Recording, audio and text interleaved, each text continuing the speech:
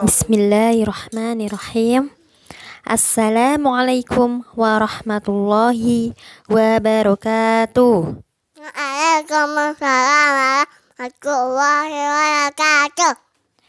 Alhamdulillah, berjumpa lagi dengan Bu Nurul dalam pembelajaran pendidikan agama Islam.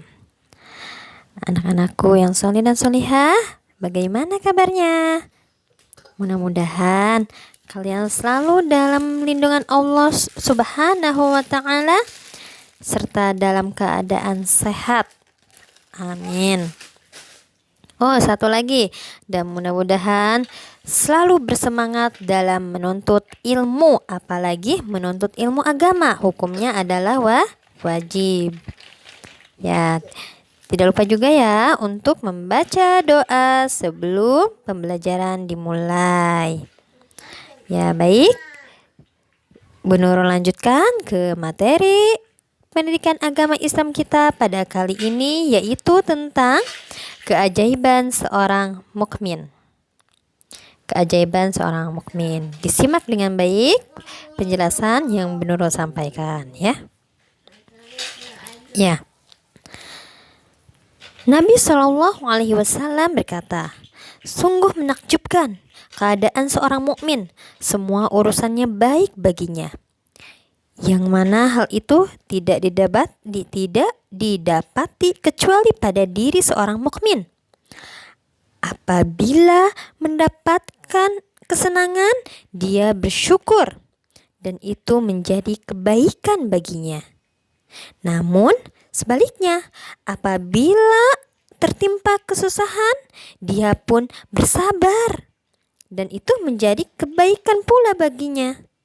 Nah, dan orang kafir, munafik, dan yang gemar bermaksiat tidak memiliki sifat tersebut ya. Jadi ada perbedaan antara seorang mukmin dan orang kafir, munafik ya. Perbedaannya apa? Kalau seorang mukmin itu adalah mempunyai keajaiban, sangat menakjubkan. Semua yang dia lakukan adalah apa? Kebaikan baginya, amalan baginya. Termasuk ibadah juga ya. Senyum saja termasuk ibadah. Iya. Ya, di sini ada tentang syukur. Ya. Mengakui akan nikmat Allah yang ada pada diri kita dengan lisan,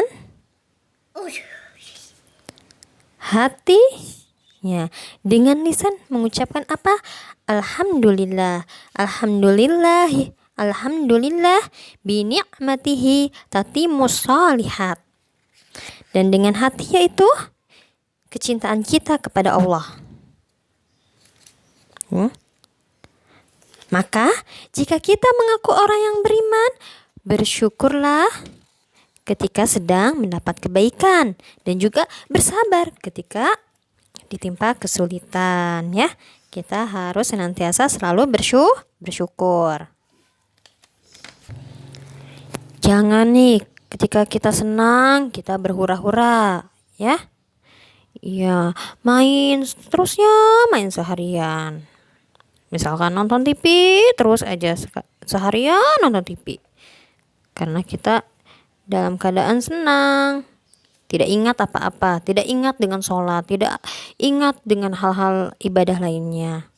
Namun sedangkan ketika kita ditimpa musibah, mengeluh dan meratap, baru ingat yang namanya sholat. Tidak boleh seperti itu ya. Ingat, ketika kita ditimpa musibah, kita harus bersabar. Seorang mukmin wajib kita bersabar di saat musibah menimpa kita. Dan ketika ada kesenangan, kita harus senantiasa bersyukur. Kesenangan sekecil apapun kita harus tetap bersyukur ya. Karena kenapa?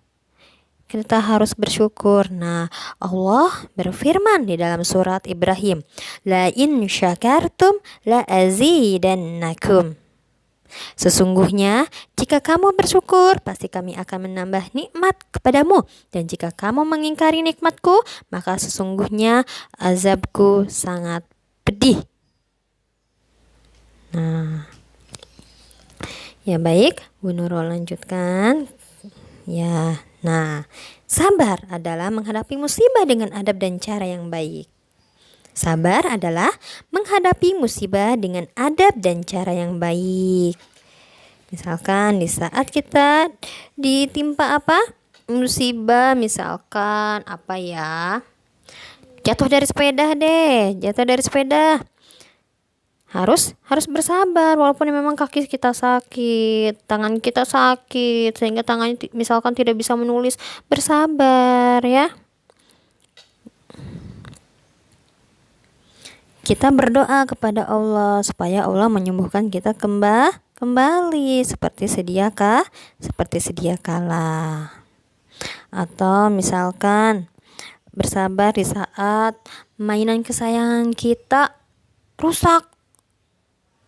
Aduh, tidak boleh mengeluh ya. Tidak boleh mengeluh, kita tetap harus bersabar. Insya Allah segala sesuatu yang sudah terjadi, insya Allah akan ada gantinya ya. Nah, di sini pengertian sabar adalah menghadapi musibah dengan adab dan cara yang baik. Nah, ketika kita menghadapi suatu musibah harus dihadapi dengan baik. Kita harus tawakal kepada Allah ya, menyerahkan semuanya kepada Allah. Segala sesuatu yang terjadi insya Allah itu akan baik untuk kita ya. Insya Allah walaupun emang kita merasa kita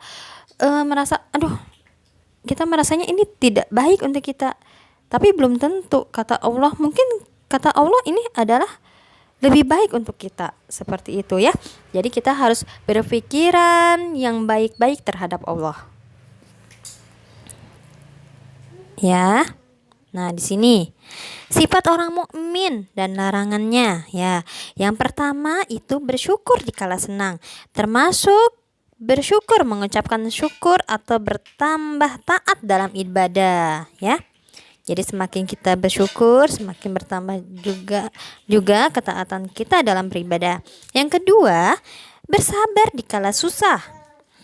Sabar yaitu menghadapi musibah dengan adab dan cara yang baik. Nah, yang tadi Bu Nur jelaskan ini ya. Oke, yang ketiga, sombong. Nah, sombong adalah menolak kebenaran dan merendahkan manusia. Kita tidak boleh sombong ya. Kita tidak boleh berjalan di atas muka bumi ini dengan sombong. Kita hanyalah manusia. Kita hanyalah manusia ya. Manusia, kita hanya ciptaan Allah. Kita tidak boleh sombong. Apa yang patut kita sombongkan? Ilmu kita masih sedikit dibandingkan ilmu Allah, ya. Kita tidak boleh sombong. Misalkan contoh, ada teman kita namanya siapa ya? Namanya Alia dan Naila. Alia mendapatkan nilai 100, sedangkan Naila mendapatkan nilai 60. Nah, Alia tidak boleh sombong, tidak boleh mengejek Naila karena mendapatkan nilai kecil ya. Tidak boleh karena kenapa? Karena kita tidak boleh sombong, dan sesuatu yang terjadi itu pasti akan ada hikmahnya, dan itu adalah ujian buat kita. Nilai 100 itu ujian untuk Alia.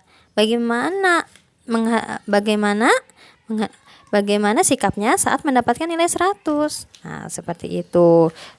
Sombongkah atau bersyukurkah? Seperti itu ya.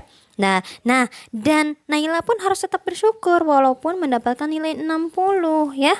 Tetap bersyukur dan tetap harus berusaha. Berusaha untuk apa? Untuk mendapatkan nilai yang lebih baik lagi ya. Segala sesuatu yang terjadi pada kita tetap harus bersyukur. Oke, yang keempat, meratap dan mencaci takdir Allah, membenci takdir Allah, mengeluh pada manusia dan putus asa. Nah, tidak boleh kita meratap dan mencaci takdir Allah ya. Misalkan, aku aku dibeliin sama papa aku sepeda. Sepedanya sepeda bekas. Tidak, mengeluh aja. Tidak boleh seperti itu. Kita harus bersyukur. bersyukur. Alhamdulillah punya sepeda. Coba lihat yang di bawah kita, masih ada yang belum punya sepeda. Kita punya sepeda walaupun sepeda bekas, tetap harus bersyukur. Tidak perlu iri melihat teman kita yang sepedanya dibeliinnya baru bagus ya. Tidak boleh iri. Ya, baik. Bu Nurul cukupkan materi PAI. Kita sampai di sini. Mudah-mudahan penjelasan yang Bu Nurul sampaikan bisa kalian pahami dengan baik dan tidak lupa untuk mengamalkannya ya. Ingat, ilmu yang bermanfaat adalah ilmu yang diamalkan. Ya. Untuk tugas PAI kita pada kali ini di sini ada 4 soal. Kalian cukup tuliskan jawabannya saja di buku tulis kalian. Jika sudah selesai, difotokan hasil tugasnya, jawabannya, dan dikirimkan ke nomor Bu Nurul ya. Ya, Bu Nurul tutup dengan membaca kafaratul majlis. Subhanakallahumma wa bihamdika asyhadu an la ilaha illa anta astaghfiruka wa atubu ilaik. Wassalamualaikum warahmatullahi wabarakatuh. Waalaikumsalam warahmatullahi wabarakatuh.